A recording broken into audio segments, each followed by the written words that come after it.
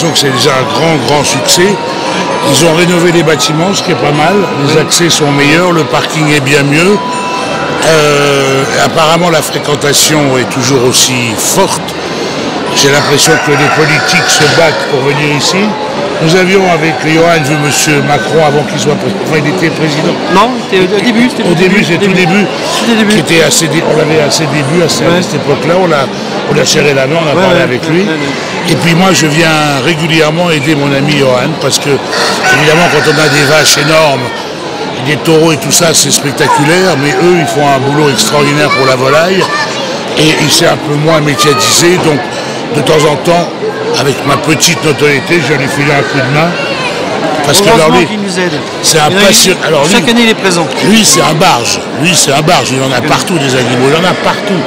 Il a un salon de coiffure, c'est pas un salon de coiffure, c'est un chenil. Et alors, c'est vraiment une vraie passion qu'il a. Et moi, en tant qu'artiste, j'adore les passionnés. Et en plus d'être un passionné, c'est un mec formidable. Voilà. En tant que commissaire général, bon, tout change en ce moment, l'alimentation change, l'agriculture change, tout change.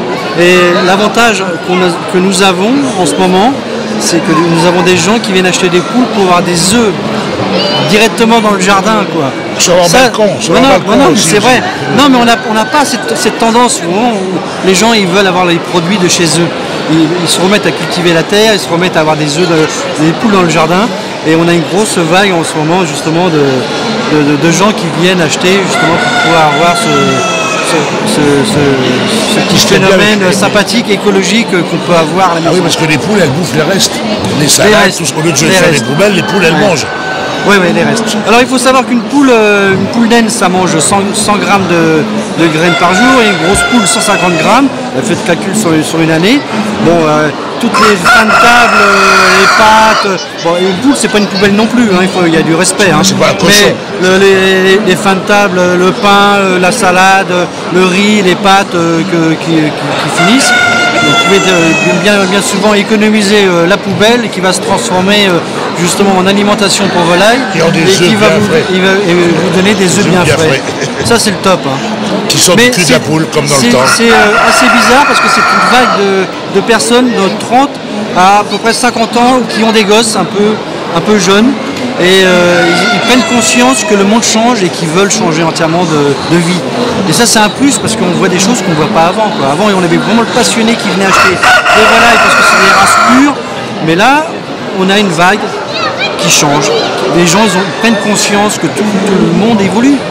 Et ça, c'est un plus pour nous. Je fais les animaux et l'automobile et la rétromobile. Je vais aux deux extrêmes de la mobilité, moi.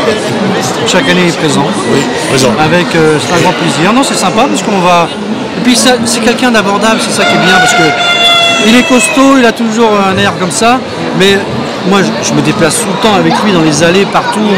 On va déjeuner ensemble. Il est tout le temps abordable. Alors d'aspect, c'est vrai, quand on le voit, on n'ose pas l'embêter comme ça. Mais tout de suite, pour faire un selfie, pour un autographe, il est plein de gentillesse. Malgré son aspect, quand même, non, il est plein de gentillesse et ça, c'est bien d'avoir quelqu'un comme ça. Je viens d'arriver là, j'ai pas encore eu le temps de faire un tour. Il vient d'arriver, on va aller déjeuner. Puis, parce que là, je travaille beaucoup, je suis en tournée théâtrale et je fais des journées très longues d'une ville à l'autre. Voilà, donc j'ai pas trop envie de faire des kilomètres à pied à vrai. Mais je vais faire l'essentiel. Alors j'ai pas de maison de campagne, j'ai pas de chien, j'ai pas de chat parce que c'est une corvée que je ne peux pas assumer parce que je suis pas tout le temps là. D'autre part, contrairement à beaucoup d'artistes, je ne supporte pas les animaux enfermés. Je n'aime les animaux qu'en liberté. Quand je vois un chien qui passe une journée dans une bagnole, ça me rend malade. Alors si comme j'ai pas de maison de campagne à proprement parler, j'aurais une maison de campagne, j'aurais, comme on faisait dans le temps, des lapins, des poules, peut-être même un cochon et peut-être même une vache. Mais ça suppose de s'en occuper vraiment, et ça je peux pas le faire. Et à Paris, je vois pas comment un chien peut être heureux à Paris, mais ça, c'est un sentiment personnel. Vous voyez, moi, voir un chien, moi, j'aime le voir courir, j'aime le voir, voilà. Il faut qu'il ait de l'espace. C'est comme un cheval, quoi. Alors, c'est pas parce que j'aime pas les animaux, c'est parce que, voilà. Alors j'ai pas de chien. Alors je sais que c'est très important pour les enfants et tout ça, mais ma fille faisait du cheval et je me suis occupé d'un cheval pendant 14 ans. Croyez-moi, c'est déjà bien. Le bien-être animal maintenant a une très grande importance dans l'élevage. Oui. Même chez les gens, même chez les particuliers. Il y a on est de plus en plus, on a de plus en plus conscience qu'il faut que ça évolue, parce qu'on ne considère plus les animaux comme un objet, quoi. Un animal, c'est un être, vivant. Quand je vous dis, par exemple, les poules, moi mon beau-père avait une maison de campagne, on avait des poules, elles n'étaient pas enfermées dans des cages, elles étaient dans une cour où elles ne pouvaient pas se sauver, mais elles pouvaient courir dans la cour, elles avaient de l'espace, quoi. Elles n'étaient pas, quand on voit les trucs industriels, mais c'est monstrueux, c'est monstrueux. Il n'y a rien de plus beau qu'une vache qui broute de l'herbe fraîche dans un pré, quoi. Il n'y a rien de plus beau. Les élevages industriels sous batterie, c'est immonde, moi ça me répugne. Mais c'est de la faute de qui? De nous, de l'homme qui a voulu avoir des produits de moins en moins chers. Le souci, c'était pas de la qualité, c'était de produire le moins cher possible et d'acheter le moins cher possible. Donc à un moment donné, on arrive à des choses mais extrêmes. Donc là, on repart dans le temps. Viande une fois par semaine. Et manger un poisson une fois par semaine. C'est ce qu'on a besoin en tant que vitamine et pour la santé. Il vaut mieux acheter un bon poulet, une bonne viande le jour où on la mange, qu'en manger tous les 2 jours de mauvaise qualité. Personne n'est obligé de bouffer de la viande 3 fois par semaine. D'abord, c'est pas bon pour la santé. Le seul truc qui est bon pour la santé, c'est les légumes tous les jours. Les fruits et les légumes. Alors les fruits, c'est plus compliqué, mais c'est pareil, les fruits de saison. Pourquoi on ne respecte plus les saisons? On ne serait pas obligé de faire venir des mandarines ou des pommes ou des trucs de je sais pas où, on les a chez nous.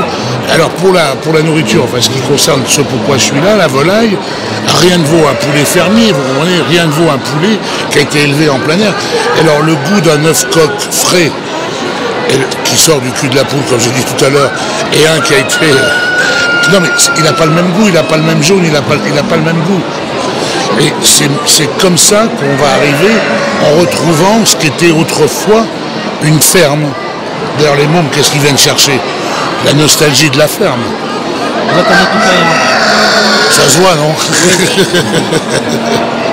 Mais c'est comme le bon vin. Le vin, c'est pareil. Pendant un moment, on a vendu de la vinasse, de la picrate, des mélanges de trucs. Et puis, ils ont compris que c'était pas comme ça qu'il fallait faire.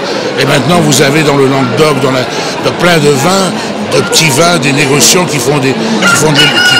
cultivent leur vin sans engrais, sans rien, en bio, et qui arrivent à avoir des marchés, à vendre et à en vivre. Il faut que pour l'agriculture, ça soit pareil. Alors, c'est beaucoup plus complexe parce que là, il faut nourrir la France entière, mais on a pratiquement les meilleurs paysans du monde. On les a, les meilleurs paysans du monde, on les a. Alors, ils travaillent. Personne. Moi, j'ai passé 3 jours dans une ferme, à titre personnel, pour voir ce que c'était que la vie d'un paysan. Je vous assure que c'est monstrueux, c'est un bagne. Debout à 5 h du matin pour la première traite, même s'ils ont des machines pour les aider, c'est monstrueux. Et puis, j'ai la chance, comme acteur, de faire beaucoup de tournées de théâtre, je survole la France, je traverse la France.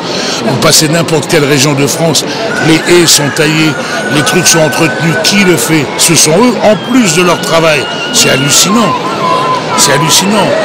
Donc je pense que maintenant, il y a une vraie prise de conscience. Les gens vont comprendre que nous avons absolument besoin de gens comme Johan, dans chaque discipline de l'agriculture, je dis bien dans chaque discipline, nous avons besoin de gens comme ça qui nous rappellent que c'est notre survie qui est en jeu. Même les industriels maintenant ils changent, hein. C'est ça qui est génial. C'est que même tous les gros fabricants de produits de plats élevés sous vide, tout change, ils se remettent en question, ils refont des produits différents. On va rechercher dans les volailles, même des races anciennes, on repart sur des choses qui sont différentes. Donc là, tout va changer. Et si ces plats changent, si tout change, même le bien-être animal, même dans les élevages, va changer. Parce que il n'y aura plus d'élevage intensif, tout va repartir dehors, les animaux seront mieux. Et puis même nous, moralement, on sera mieux. Allez visiter un élevage et vous ne mangez plus de viande, hein, quand vous allez... Celui avec lequel on est les plus proches, c'est les chèvres. Oui. Parce que les chèvres, c'est les bergers qui les mangent. Un fromage de chèvre frais, c'est une tuerie. C'est une tuerie. C'est vraiment une tuerie. Non, mais il se fout de ma gueule, lui, là. Non, mais vous voyez ce que je veux dire, alors, moi, j'ai élevé mes enfants comme ça. On commence par les petits pots. On a fait des petits pots tout faits, sans couleur, sans odeur, sans saveur pour les bébés. Moi, mes 2 enfants, mes 3 enfants ont été élevés, pas avec des petits pots.